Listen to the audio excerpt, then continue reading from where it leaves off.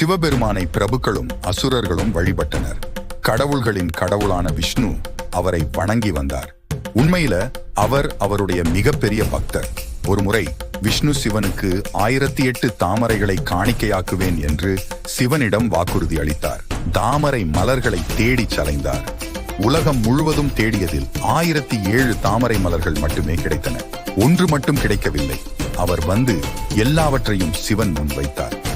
ஆனாலும் சிவன் கண்களை திறக்கவில்லை. ஒரு தாமரை மட்டும் கிடைக்கவில்லை என்று அவர் சிரித்தார். அப்போது விஷ்ணு சொன்னார், நான் கமல் நயன் என்று அழைக்கப்படுகிறேன், அதாவது தாமரை கண்ணுடைய இறைவன். என் கண்கள் தாமரை போல அழகாக இருக்கின்றன.